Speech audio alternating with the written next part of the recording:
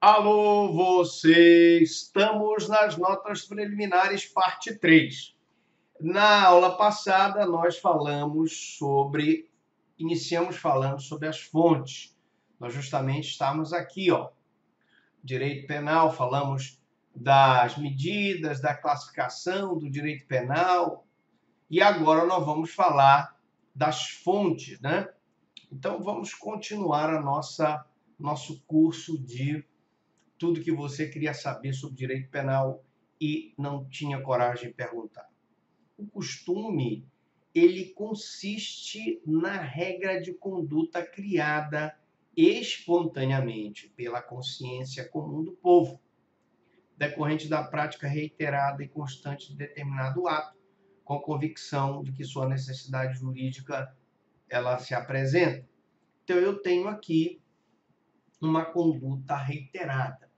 Evidentemente que o costume no direito penal não vai derrogar, não vai modificar a norma. Então, por exemplo, a questão do jogo do bicho, quando é previsto como uma contravenção penal, não é a prática reiterada de consciência comum do povo de praticar o jogo do bicho que ele vai deixar de ser uma contravenção penal. Então, cuidado com essa questão do costume no direito penal.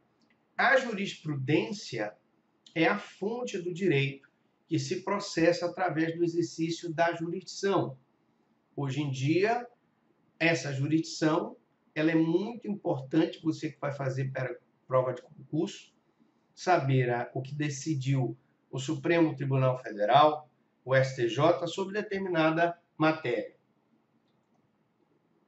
Porque essa decisão é que forma esse conjunto de decisões uniformes é que formam a jurisprudência. São decisões uniformes, são decisões constantes que formam essa jurisprudência dos tribunais.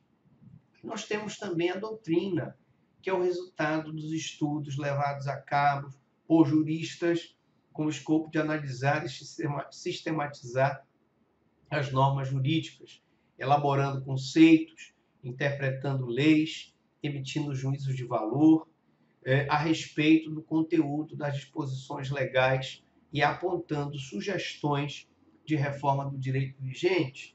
Foram através de estudos doutrinários que nós tivemos algumas modificações no direito penal e vai modificando com o tempo. No primeiro momento, eu tinha crimes contra a liberdade sexual, com ação penal condicionada à representação, depois a doutrina evoluiu e a jurisprudência para que fosse modificada a lei no sentido de que a ação fosse incondicionada e assim como outros, como crime de sedução, como crime de adultério, que foram tantas vezes reprimidos, retrucados pela doutrina e que acabaram sendo modificadores da norma.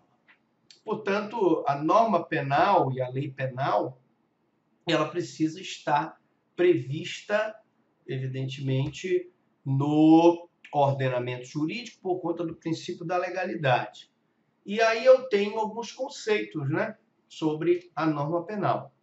Primeiro, a norma penal é uma regra de direito ditada pela autoridade estatal, tornando obrigatória, ela se torna obrigatória para manter uma comunidade, a sua ordem, o seu desenvolvimento. Porque se eu não tivesse um conjunto de normas que regulamentasse o ordenamento jurídico, aquela comunidade seria um caos. Então, tem que ter uma norma que regulamenta esse processo em sociedade. E eu tenho também o modo de exteriorização da norma, sendo a fonte primeira normativa no campo penal e a única fonte quanto às normas incriminadoras. Então, esta lei, ela exterioriza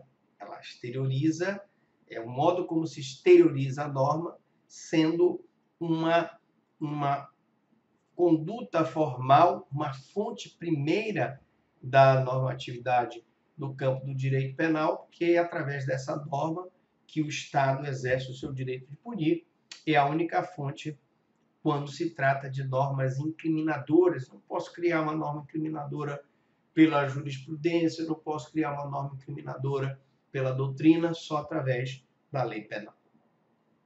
Bom, estrutura lógica da norma jurídico-penal. Só voltando à questão anterior, que nós falávamos só através da lei, uma pergunta que apareceu aqui. Professor Franklin, mas quando a injúria racial foi equiparada ao racismo, não foi uma decisão do Supremo que modificou, criminalizou aquela determinada conduta? Na verdade, não foi uma decisão que modificou a lei já existia, apenas o Supremo ele acabou decidindo pela equiparação do racismo à injúria racial, e aí aumenta-se a pena, porque o racismo tem uma pena maior, e aí aquela injúria racial passa a ser inafiançável, porque o racismo é previsto pela Constituição como crime inafiançável. Só para mostrar um exemplo, que essa interpretação doutrinária não vem a ser uma criação de uma norma em si, porque a lei penal só pode ter a norma como fonte incriminadora.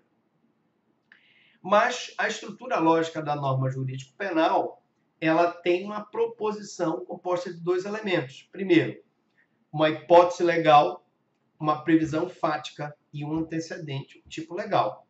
Então, eu tenho primeiro o crime de homicídio, que é matar alguém, e depois aquela pessoa pratica essa conduta e se enquadra, tipifica o crime de homicídio. Eu tenho o crime de furto, subtrair coisa alheia móvel. Primeiro eu tenho o crime e depois aquela conduta a pessoa pratica aquela conduta, se enquadra no crime de furto. A consequência jurídica, efeito ou consequência, sanção penal, ela é a pena que será aplicada àquela pessoa. Nós vimos que nas contravenções eu tenho prisão simples e temos multa. E a multa também pode ser aplicada isoladamente na contravenção. E a lei penal em branco? O que é uma lei penal em branco? Bom, a lei penal em branco, ela traz normas penais em branco quando usa determinados termos, as quais precisam ser complementados com outras normas jurídicas, que podem ser normas administrativas ou outra norma com força de lei. Por exemplo, a lei de drogas. Por que, professor Franklin, que a lei de drogas é uma lei penal em branco? Porque é uma portaria da Anvisa que vai dizer se aquela substância é considerada droga. Então, a descrição da conduta punível se mostra lacunosa, necessitando de outro dispositivo legal para a sua integração. Então, eu tenho aí uma situação da lei de drogas em que aquela norma da Anvisa vai dizer se aquela substância é ou não droga. E aí eu tenho uma classificação imprópria, que é o complemento contido na lei, proveniente de outra instância legislativa, ou imprópria, complemento contido na mesma lei ou em outra proveniente da mesma instância legislativa. Então, mesmo instância legislativa é a mesma casa. Senado, Câmara Federal, Câmara Estadual. Quando o complemento ele é proveniente de outra instância, eu tenho uma norma própria, né? Uma classificação de norma penal em branco própria. Mas quando essa lei ela vem de outra instância legislativa, aí eu tenho uma norma penal em branco imprópria. Então, por exemplo, a lei de drogas, ela é uma lei penal em branco imprópria, porque é uma outra instância, ou seja, é a Anvisa, que vai dizer se aquela substância é droga. Mas nós vamos falar na aula 4, e a última, sobre a doutrina, nós já falamos, lei penal em branco, interpretação da lei penal e classificação dessa interpretação. Mas eu vejo vocês na próxima aula. Alguma dúvida, alguma pergunta?